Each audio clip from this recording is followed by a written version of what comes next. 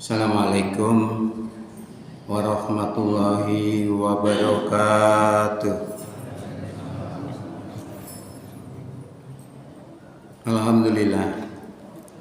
Alhamdulillahilladzi arsala rasulahu bil huda wa dinil haqq liyudhhirahu 'alad dini kullih walau karihal musyrikun. Asyhadu an la ilaha illallah wahdahu la syarikalah wa asyhadu anna Muhammadan abduhu wa rasuluh la nabiyya ba'dah. Allahumma shalli wa sallim wa barik ala Muhammad wa ala alihi wa sahbihi wa sallim ajma'in, amma ba'du. Bapak Ibu jamaah masjid napa niki? Baitur Rahim. Rahimakumullah. Syukur alhamdulillah di malam hari ini kita bisa hadir untuk salat maghrib berjamaah yang dilanjutkan dengan kajian Al-Islam dalam rangka menambah wawasan keislaman kita sekaligus menambah mantapnya keimanan kita. Mudah-mudahan kehadiran kita di malam hari ini diterima sebagai amal soleh di sisi Allah Subhanahu wa taala. Pertama saya sampaikan hadis Nabi yang berbunyi fa innal khairul hadisi kitabullah wa khairul hadiyi hadyu Muhammad sallallahu alaihi wasallam. Sebaik-baik pembicaraan adalah kitab Allah. Sebaik-baik petunjuk adalah petunjuk Nabi kita Muhammad sallallahu alaihi wasallam. Dan juga ditunjang oleh sebuah hadis yang lain, taraktu fikum amroini ma in tamasaktum bihima lan tadillu abada, kitaballahi wa sunnata rasulillah. Aku tinggalkan kepada kamu dua perkara, jika kamu berpegang pada keduanya, niscaya kamu tidak akan tersesat selama-lamanya.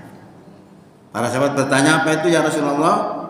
Dijawab oleh Rasulullah, kitab Allah, yaitu Quran dan Sunnah Rasul, yaitu hadis Nabi Muhammad Sallallahu Alaihi Wasallam. Jadi bahasan kita pada malam hari ini kita bicara tentang Al-Quran, karena Al-Quran ini fungsinya banyak ya. Sebagai petunjuk untuk manusia, hudalin nas wa bayyinatin minal huda wal furqan, dan pembeda antara yang hak dan yang batil, dan juga sebagai sifat. Sifat itu obat. Jadi kita ngobati orang dengan Quran itu bisa. Dan juga sebagai petunjuk pedoman hidup bagi orang yang bertakwa. Zalikal kitabu la raiba fihi hudalil muttaqin. Itu kitab Quran, tidak ada keraguan di dalamnya, petunjuk bagi orang yang takwa. Oleh karena itu pembicaraan kita seputar Al-Quran ini menjadi sangat penting. Ya. Nah, mempelajari Quran itu, memahami ayat-ayatnya itu perlu ilmu itu ya. Ini kalau tidak memiliki ilmu, orang hafal Quran itu bisa murtad. Ini kejadian nyata tahun 2015. Seorang bernama Ahmad Harkon dari Mesir hafal 30 juz, tapi akhirnya murtad, keluar dari Islam, tidak pindah agama, tapi sudah tidak mau beragama sama sekali. Apa sebabnya? Sebabnya karena dalam Quran itu banyak yang kontradiksi. Nah, kontradiksi ini tidak diselesaikan dengan ilmu memahami ayat Quran yang disebut ilmu tafsir.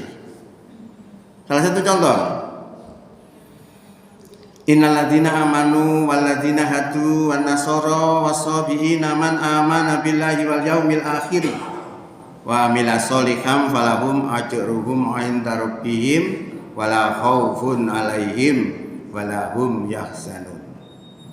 Sesungguhnya orang-orang yang beriman, orang Yahudi, orang Nasrani, orang Sabiin, siapa saja di antara mereka yang beriman kepada Allah dan beriman kepada hari kiamat dan beramal soleh, falahum ajruhum inda rabbihim, maka pahalanya ada di sisi Tuhan mereka. Wala khaufun alaihim wala hum yahzanun, tidak ada rasa khawatir dan tidak pula mereka bersedih hati.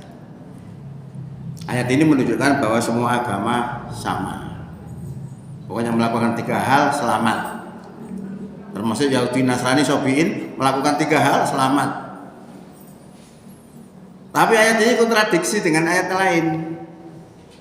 Ada di dalam Quran surat 3 ayat 85. Wa may yabtaghi ghairal islami dina fala yuqbala minhu wa huwa fil akhirati minal khasirin.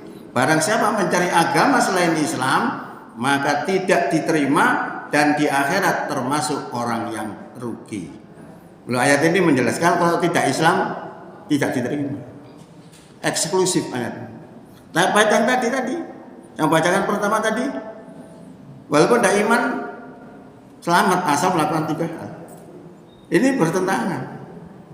Kalau kita tidak bisa menjelaskan dengan ilmu-ilmu Al-Quran, ya tidak heran Ahmad Sarron akhirnya keluar dari Islam.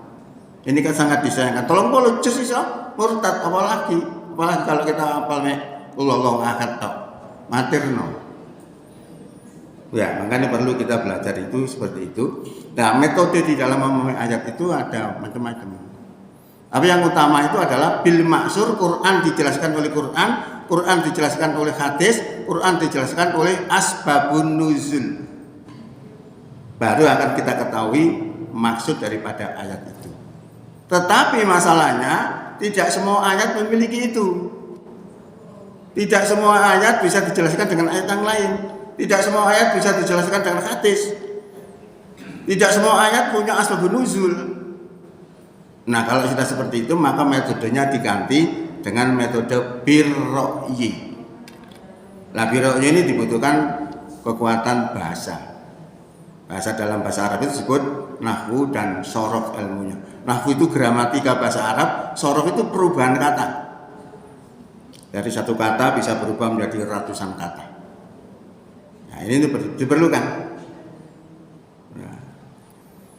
Nah, oleh karena itu kita tidak menyebutkan nanti berapa metode, memang ada 8 kurang lebih ya. 8 metode ini akan berhadapan dengan situasi ayat-ayat Quran yang tidak ada Quran dengan Quran, Quran dengan hadis, Quran dengan asbabun nuzul. Tidak semua ada seperti itu. Ya. Oleh karena itu kami mulai dari surat Al-Fatihah. Nanti kita akan berurutan sampai selesainya. Nggak tahu selesainya kapan. A'udzubillahi minasyaitonirrajim. Bismillahirrahmanirrahim. Jadi ayat Quran itu surat Al-Fatihah itu ada 7 ayat. Oke. Bismillahirrahmanirrahim.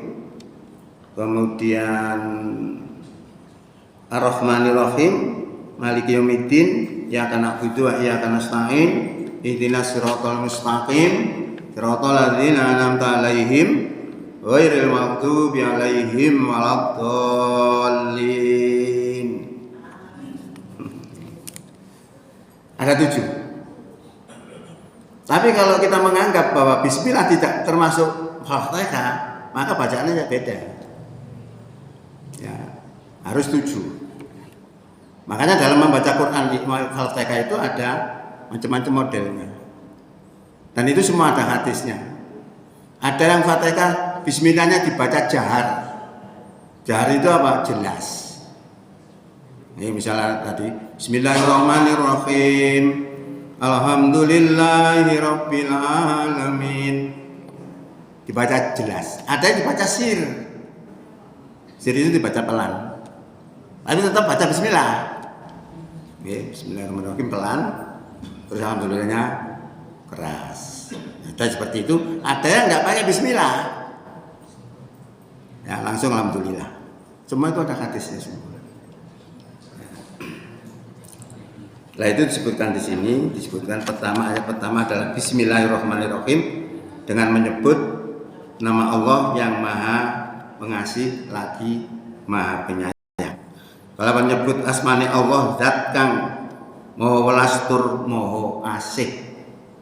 Jadi setiap kebaikan itu dianjurkan membaca Bismillahirrahmanirrahim.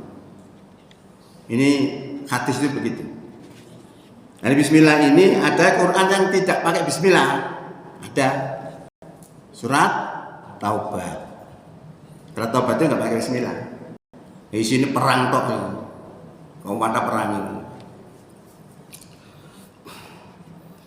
Alhamdulillahirabbil alamin utawi segala puji lillahi iku kaduwe Rabbil alamin pangeran kang mangerani alam semesta.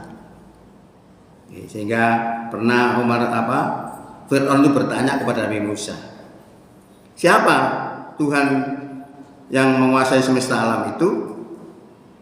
Dijawab oleh Nabi Musa, qala rabbus samawati wal ard, yaitu pangeran kang mengerani langit lan bumi lan opo-opo bainahuma ing antarane kelorone. Ing kuntum mukinin lamun ana sapa sira kabeh iku yakin. Ya, itu tentang Fatihah. Kemudian nomor 3-nya adalah Ar-Rahmanir-Rahim sama dengan Bismillahirrahmanirrahim tadi.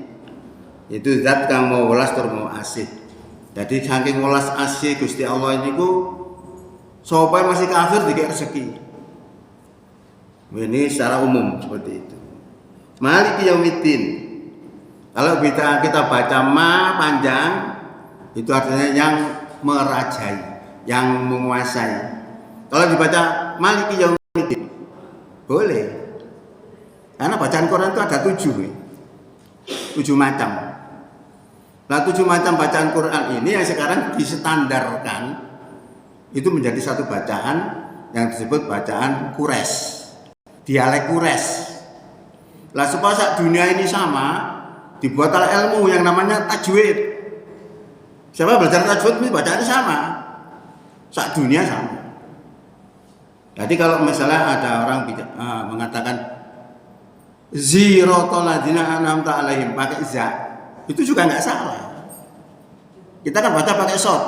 Siratal ladzina an'amta alaihim. Ada yang baca ziratal ladzina an'amta alaihim. Boleh. Itu karena bacaan bukan bacaan Quraisy. Ya, qori yang lain. Itu bermacam-macam. Majrohat dibaca majreha. Kerjakan, Pak Harto kan nanti kerjakan. Itu dialek. Mananya apa sama.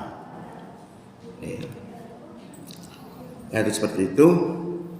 Nah ini yang merajai di hari kiamat. Terus iya kana budu wa iya kana selain. Namun jumateng panjenengan ya Allah nak budu kita niki nyembah wa iya kana selain dan namun jumateng panjenengan kita niki nyuwun pitulungan. Ini kata-kata tauhid. Jadi kita itu mohon beribadah dan mohon pertolongan hanya kepada Allah. Tiap hari kita ucapkan, kita tiap hari bersumpah. Tapi bagaimana ketika kita dihadapkan pada satu masalah? Apakah kita meminta kepada Allah atau minta kepada yang lain? Nah ini tes kita. Nah jadi kalau kita itu memang tauhid, kembalinya di sini. Iya kana budu, iya kana sani. Ini kata-kata tauhid ini. Hanya kepada Allah kami menyembah dan hanya kepada Allah kami mohon pertolongan. Ihdinas siratal mustaqim. Tunjukilah pada kami jalan yang lurus. Bukan jalan bengkok. Jalan yang lurus itu ternyata dalam surah hadis dijelaskan adalah al-Islam. Dan lurus itu Islam. Tapi ketika kita ditunjukkan ini kalau Islam yang ada dalam Quran itu seperti ini, kadang-kadang kita belum tentu bisa menerima. Kenapa seperti itu? Masih ragu. Padahal dalam Quran disebutkan zalikal kitabu la raiba fihi. Itu kitab Quran tidak ada keraguan di dalamnya. Hudalil muttaqin, petunjuk bagi orang yang bertakwa. Ini juga tes-tesan kita. Artinya apa? Kita itu harus rela diatur oleh Islam. Tiap hari kita ucapkan. Kalau tidak mau kita berarti bohong. Tauhidnya di situ. Siratal ladzina an'amta 'alaihim, yaitu jalannya orang-orang ini, yaitu jalannya wong-wong kang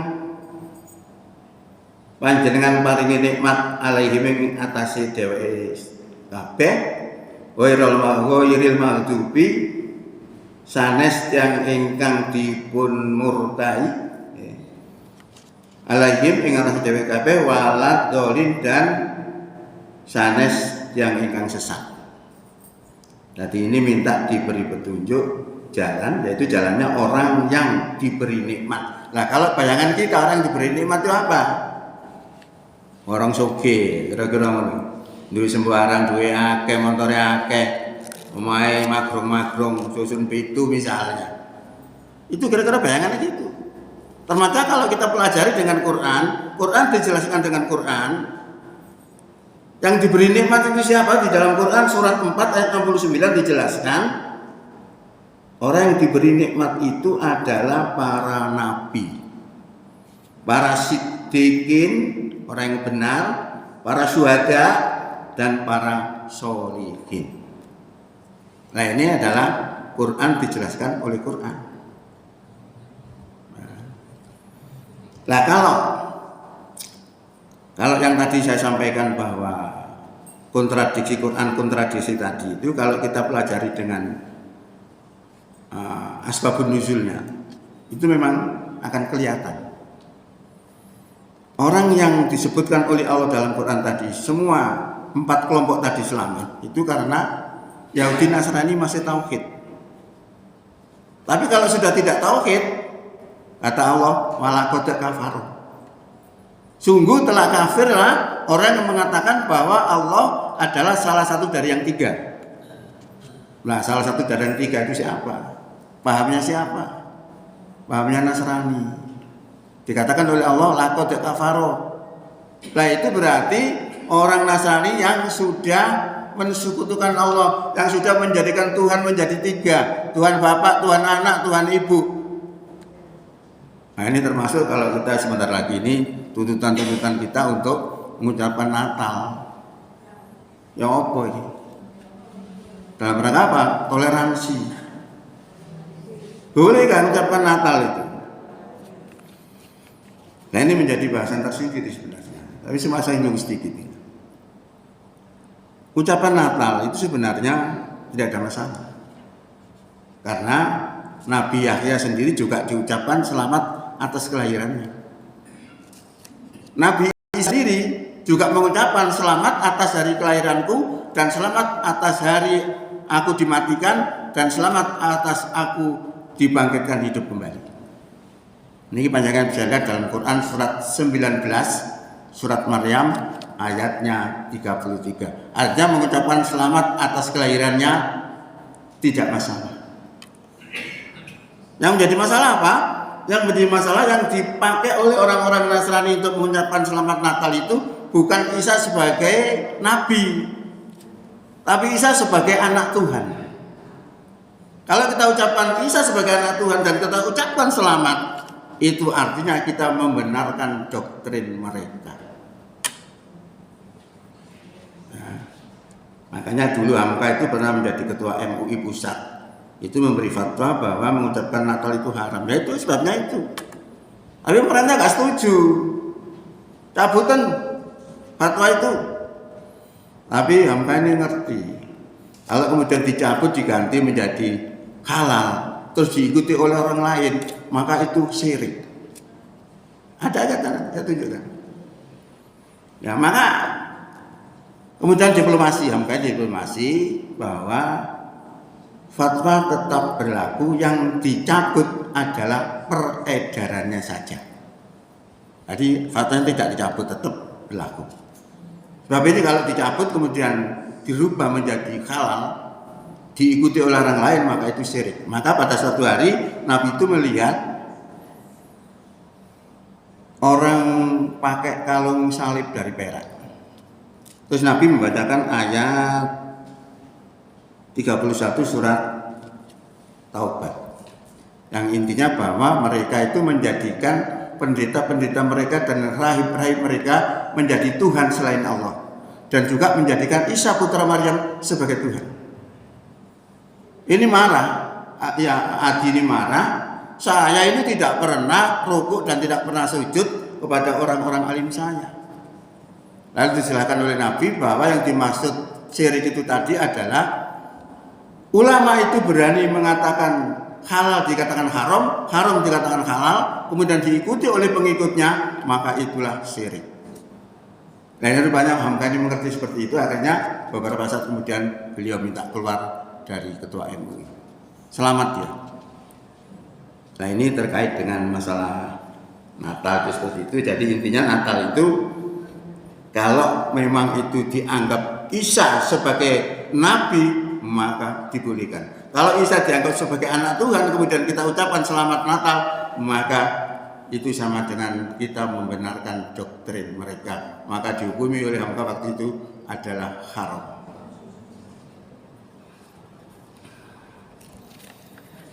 Hadirin rahimakumullah.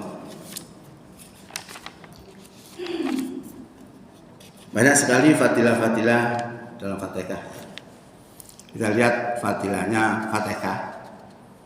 Salah satunya adalah ketika rombongan sahabat ini dalam safar, lalu dia berhenti di sebuah perkampungan. Nah, ternyata di perkampungan itu kepala sukunya sakit. Lalu datanglah seorang budak kepada rombongan sahabat itu tadi mengatakan, apakah di antara kalian ada yang bisa menjampi, mengobati dengan ruqyah? Akhirnya berdirilah salah satu dari sahabat itu yang bisa meruqyah. Kemudian dia berjalan dengan budak tadi menuju kepada kepala sukunya tadi. Kemudian dijampi. Dijampi dengan apa? Al-Fatihah. Dan sembuh. Maka ketika kembali ditanya oleh para sahabat, apakah kamu tadi menjampi meruqyah ketua suku tadi? Dia bilang tidak, kecuali hanya saya bacakan Al-Fatihah, dan ternyata sembuh. Kemudian dibayari dengan 30 kambing beserta susunya. Nah, setelah dibayari seperti itu, para sahabat bilang, jangan diutik-utik, kita lapor saja kepada Rasulullah bagaimana terkait dengan jambi itu tadi. Maka setelah perjalanan sampai di Madinah, lalu kemudian diceritakan cerita itu, ternyata Nabi membolehkan. Bahkan Nabi di dalam hadis itu minta diberi bagian. Ini adalah fadilah-fadilah Al-Fatihah. Dan masih banyak lagi sebenarnya, tapi kita ambil saya cuplik satu saja karena mungkin tidak akan cukup waktunya nanti. Hadirin rahimakumullah. Kemudian kita lihat Al-Fatihah itu terkait dengan sholat. Nah, kalau kita sebagai makmum, apakah kita baca Al-Fatihah atau tidak? Nah, kita lihat hadisnya begini. Dari Abu Hurairah, saking Abu Hurairah radhiyallahu anhu, qala ngucap bahwa Nabi sallallahu alaihi wasallam bersabda, "Man sholat sholatan, sopone wong kang salat kelawan sewijine salat, lam yaqra fiha bi umul Quran, dan tidak membaca di dalam salat itu Al-Fatihah." Umul Quran itu ya Al-Fatihah itu. Karena namanya Al-Fatihah itu banyak. Salah satunya adalah Umul Quran. Faya, maka orang yang tidak membaca Quran, membaca Fatihah, orang yang tidak membaca Fatihah di dalam sholatnya, khidajun, kurang, nah, kurang sempurna gitu ya. Itu diulangi 3 kali, ghairu tamamin, tidak sempurna. Fakila maka den ucapno li Abi Hurairah marang Abi Hurairah, inna nakunu waro al imam, sak temene ingsun ana ing gurine imam maca tangga. Faqala monggo ngucap sapa Abu Hurairah Iqra biha. Wacon biha lan Al-Fatihah itu bi nafsika ing dalam hatimu. Dibaca pelan, dibaca dalam hati. Oke, ternyata. Tapi di hadis lain itu banyak sekali sebenarnya. Ini kebetulan ini ada rangkuman yang saya cuplik di dalam tafsir Ibnu Katsir. Jadi tafsir itu banyak. Ya. Kalau orang di Mojokerto ya kayak aneh belum ada yang bisa mentafsir ya. Yang bisa itu membacakan tafsir. Karena persyaratan menjadi mufasir itu banyak. Menguasai Quran, menguasai hadis, ribuan hadis. Kalau tidak hafal harus memiliki kitab-kitab hadis yang banyak. Supaya kalau kita membutuhkan, kita rujukannya gampang. Nah, kebanyakan kita itu hanya bacakan tafsir. Cuma saya ini dulu memang ketika kuliah itu ada mata kuliah Quran. Mata kuliah yang terkait dengan ilmu tafsir. Saya pernah diberi pertanyaan oleh guru saya itu begini. Mana yang kita ambil, kita pakai? Orang kafir mentafsir Quran tapi dengan metode, dengan ilmu mempelajari Quran. Dibandingkan dengan orang Islam tapi tidak menggunakan ilmu tafsir. Bingung jawabnya. Seharusnya orang Islam itu yang menggunakan ilmu tafsir, bukan orang kafir. Sampai sekarang itu belum ada jawaban. Ya, itu sampai dimasukkan dalam sebuah makalah. Jadi seperti itu. Tadi di sini ketika ditanyakan kepada Abi Hurairah terkait dengan baca Fatihah di belakangnya imam, disuruh Iqra biha. Bacalah Quran Fatihah itu fi nafsik, di dalam dirimu. Fa ini moko sak temene ingsun sami tu ingsun krungu Rasulullah sallallahu alaihi wasallam yaqulu dawuh. Qala Allahu azza wa jalla, berfirman Allah azza wa jalla, qasamtus sholata, ingsun bagi salat iku baini wa baina abdi, antaraku lan antarane kaulaku nisfaini, dua bagian. Wali abdi lan kaduwe hambaku kawulaku masalah apa kang dheweke jaluk, apa yang dia minta. Fa idza qala abdu, lan tatkala ngucap sapa kawula alhamdulillahirabbil alamin, kita baca Al-Fatihah alhamdulillahirabbil alamin, qala Allah jawab hamidani abdi, kawulaku memujiku. Ini jawaban Allah. Wa idza qala ar-rahmanir rahim, lan nalikane ngucap ar-rahmanir rahim qala Allahu, moko dawuh Allah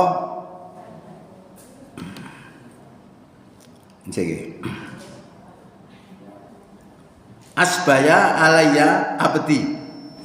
Ini artinya adalah hambaku bersyukur kepadaku. Ini jawabannya. Kalau kita baca Ar-Rahmanir Rahim, Allah berkata seperti itu. Hambaku bersyukur kepadaku. Fa idza maka tatkala niqala maliki yaumiddin, qala Allahu dawuh sapa Allah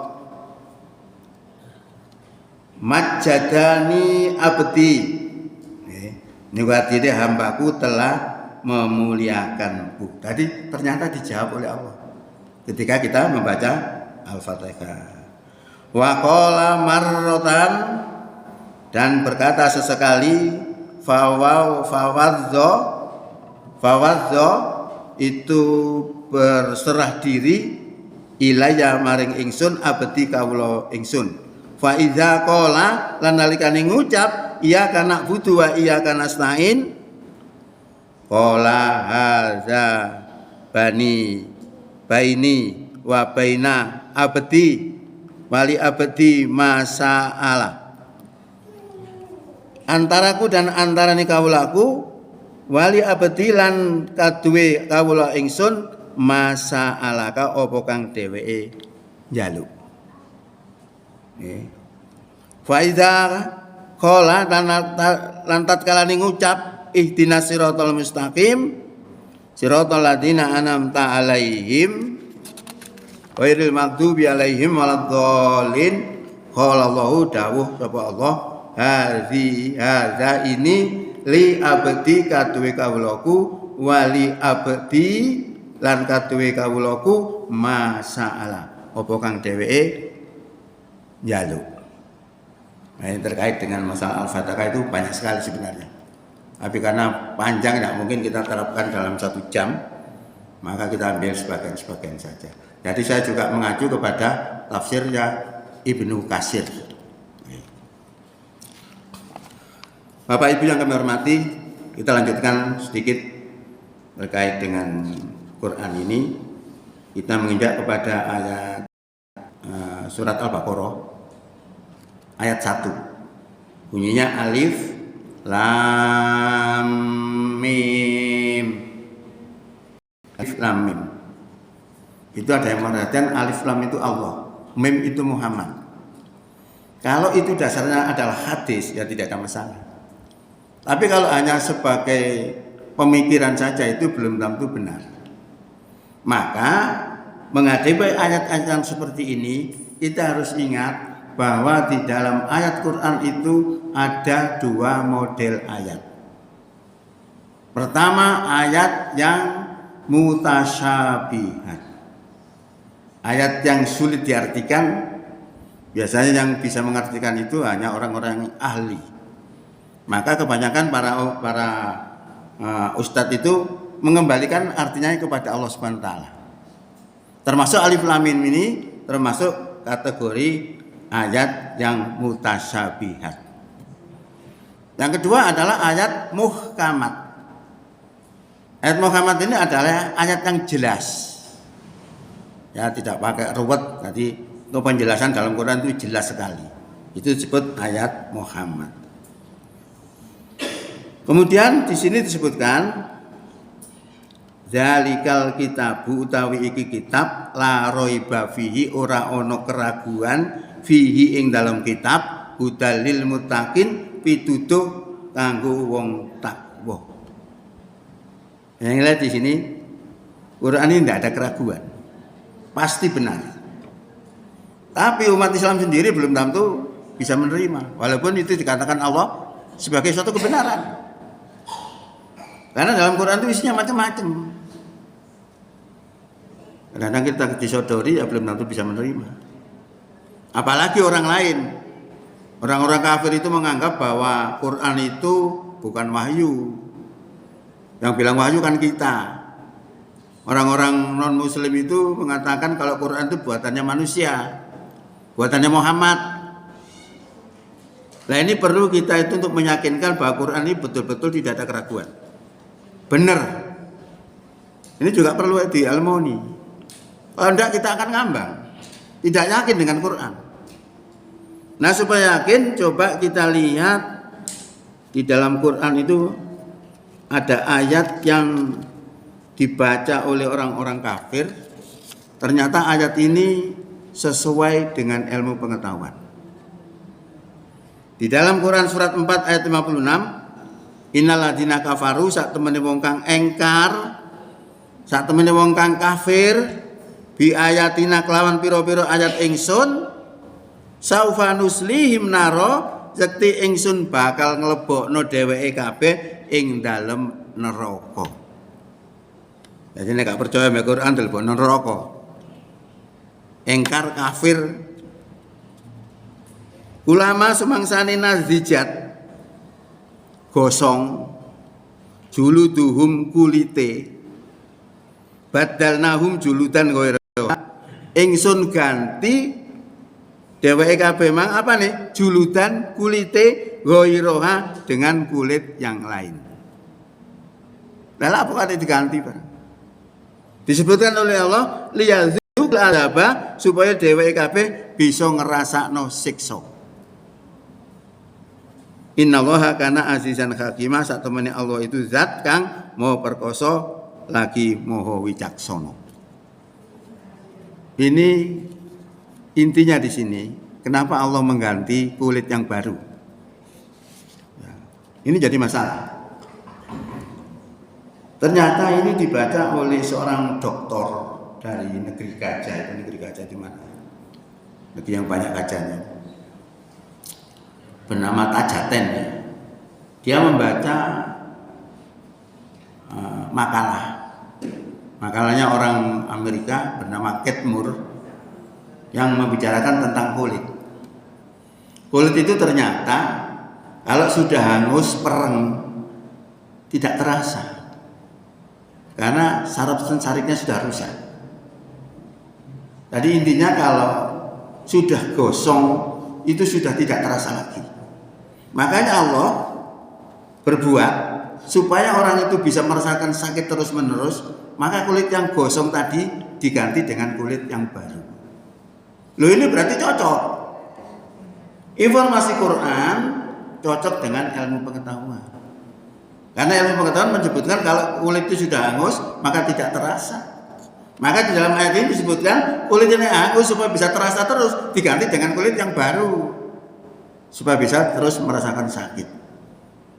Akhirnya setelah dibaca ayat itu, Tajaten tadi seorang dokter dan beberapa mahasiswanya akhirnya masuk Islam. Ini informasi Quran, inilah mukjizatul Quran. Jadi mukjizat Quran itu bukan nanti bocah toyib enggak.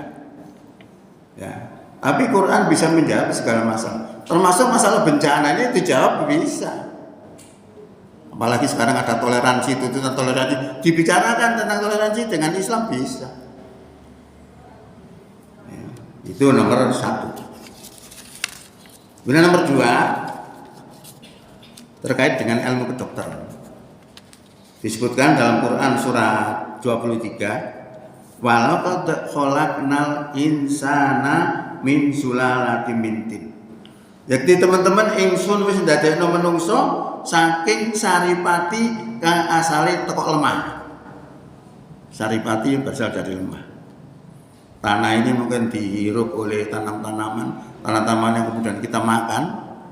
Kemudian tanam-tanaman itu setelah kita makan, sumaja'alnahu nutfatan, kemudian kami jadikan ingsun dadekno saripati berasal dari tanah tadi itu nutfah menjadi sperma. Nah sperma ini akhirnya ngendap di dalam fi qarori makin yang berada di dalam rahim yang kokoh. Sperma ini mengendap selama 40 hari. Hadis yang menjelaskan itu. Nah setelah 40 hari kemudian berubah.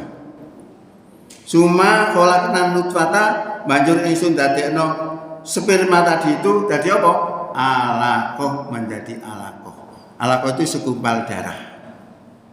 Nah ini juga sama mengendap di dalam rahim sama 40 hari. Berarti sudah 40 hari. Berarti 80 hari. Fa khalaqnal alaqata banjur ingsun dadekno alaqah tadi itu mudghah. Mudghah itu semacam alaqah tapi baunya sudah tidak enak. Ini ilmu kedokteran. Fa khalaqnal mudghata banjur ingsun dadekno mudghah tadi idzoman dadi tulang belulang. Fa kasawnal idzoma lahma banjur ingsun bungkus tulang belulang tadi lahman dengan daging. Fatabarakallahu ahsanul khaliqin, maka Maha Suci Allah pencipta yang paling baik. Lah urutan-urutan ini ternyata sama dengan ilmu kedokteran. Hadisnya menjelaskan kalau tiap fase tadi itu 40 hari kali 3 fase tadi 120 hari. Maka kalau orang itu hamil 120 hari biasanya perut-perutnya ini mulai bergerak. Soalnya Allah niupkan ruh pada calon janin itu tadi. Ini persis. Nah ini dibaca oleh yang namanya Profesor Doktor, saya lupa namanya. Ya, itu akhirnya dia masuk Islam. Nah logikanya begini. Kenapa dia masuk Islam? Nabi itu kan orang umi. Umi itu nak cara kasar wis buta huruf gitu loh. Ya. Kok iso ngomong kedokteran? Kok iso ngomong kulit? Gak masuk akal. Kalau begitu informasi Quran ini bukan dari Muhammad. Berarti memang betul-betul dari wahyu Allah. Maka dengan keyakinannya itu maka masuklah profesor ini tadi ke dalam Islam. Lah ini hebatnya. Jadi ini juga harus kita renungkan bersama kayak apa ya? Hebatnya Quran itu. Ini disebut mukjizat Quran. Dan masih banyak sebenarnya. Kita ambil saja dua ini. Kemudian berikutnya adalah orang takwa tadi, alladzina yu'minuna bil ghaibi wa yuqimunas sholata wa mimma razaqnahum yunfiqun. Yaiku wong-wong sing iman marang perkara ghaib. Apa ghaib itu? Ghaib itu adalah Allah. Allah itu ghaib juga zahir. Ya, karena belum pernah kita lihat. Iman kepada surga. Surga termasuk ghaib yang kita belum pernah melihat. Dengan tadi mati sih baru roh. Nama Ibu Suarko nih. Iman kepada neraka. Neraka juga belum pernah kita lihat, maka termasuk barang ghaib. Iman kepada hari kiamat ya belum kita lihat. Itu termasuk perkara-perkara yang ghaib. Ya. Nah ini di sini disebutkan iman kepada yang ghaib, lalu wayuqimunas sholata banjur jumenengno ing salat. Menegakkan sholat, bukan melaksanakan sholat tapi menegakkan sholat. Kenapa disuruh tegakkan? Kalau begitu sholat itu hidup, ada ruhnya. Nah ruhnya itu adalah niat kita kepada Allah. Kalau kita berniat selain Allah, maka ibadah kita tidak diterima oleh Allah SWT. Walaupun kita kerjakan dengan benar. Contohnya misalnya sholat. Sholat kita sudah benar, dimulai dengan takbir, diakhiri dengan salam, gerak-geriknya, ucapannya sama seperti apa yang disampaikan oleh Rasulullah. Tapi karena niatnya tidak lillah, maka Allah katakan fawailul lil musallin, celakalah orang yang sholat. Karena apa? Lalai dalam sholatnya dan mereka berlaku riya, pamer, tidak karena Allah. Oleh karena itu dibutuhkan kita itu ibadah supaya diterima harus memahami itu. Syariatnya harus dipahami, niatnya juga harus lillahi ta'ala. Nah ini di ciri-ciri orang yang beriman itu adalah sholat. Nah sholat ini bisa kita jadikan sebagai penolong kita dalam menghadapi persoalan-persoalan dalam kehidupan kita. Disebutkan di sini wasta'inu bis sabri wassalah. Wasta'inu, mohonlah perlindungan, mohonlah pertolongan dengan berbuat sabar dan sholat.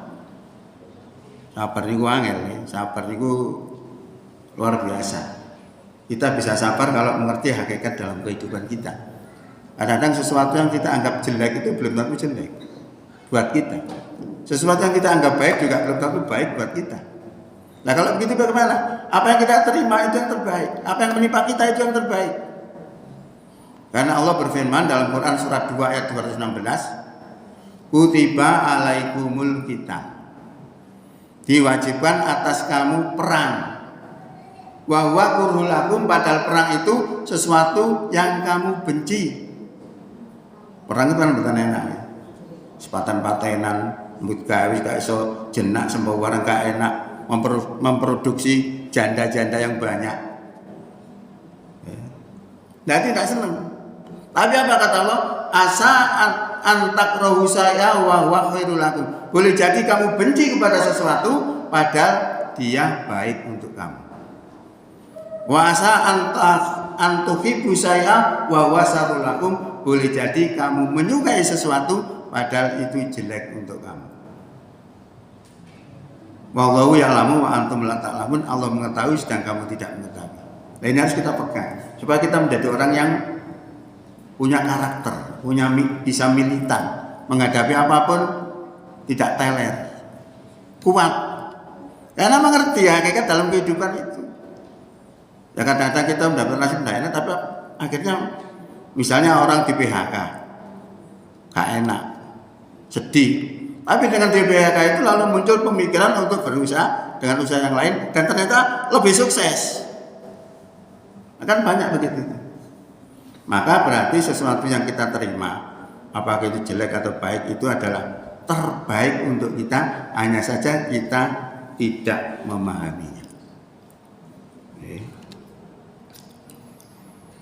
Wa innaha lan sak temene salat iku lakabiratun yakti abot ila alal khosiin kejaba ing atase wong kang khusyuk.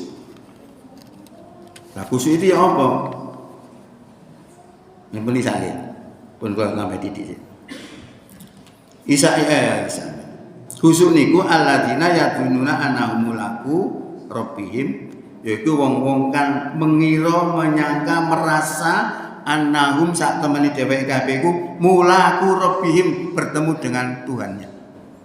Jadi ketika sholat itu kalau kita menginginkan khusyuk, sadar kita di sholat menghadap Allah.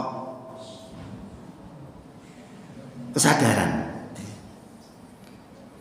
Wa annahum ilahi rojiin lan sak temene dheweke kabeh iku ilahi maring Allah rojiun iku balik. Jadi orang khusyuk itu bukan orang yang sholat terus pegang sebelah kiri atau sebelah kanan atau begini atau enggak. Menurut dawuh Allah, orang yang khusyuk itu orang yang merasa dirinya itu ketika sholat itu menghadap Allah Subhanahu wa taala. Itu baru namanya khusyuk. Jadi saya kira itu, karena waktunya sudah jam 7 lebih sedikit, yang kami sampaikan terkait dengan tafsir Quran ini nanti kita buat secara berurutan. Setelah itu sampai mana terserah, sampai mate. Nah, dengan memahami ayat ini kita akan dapat mengetahui perintah larangan dari Allah SWT. Kita bisa mengetahui sejarah-sejarah. Kita akan bisa mengetahui akhlak-akhlak yang baik dan akhlak-akhlak yang buruk dan sebagainya. Banyak sekali dalam Quran itu yang diungkapkan dalam bentuk kitab sebanyak 6.660 berapa ayat. Ya. Jadi mudah-mudahan apa yang kami sampaikan ini bisa menjadi renungan bersama untuk kita, untuk lebih kita memantapkan keimanan kita. Bila taufik wal hidayah. Assalamualaikum warahmatullahi wabarakatuh.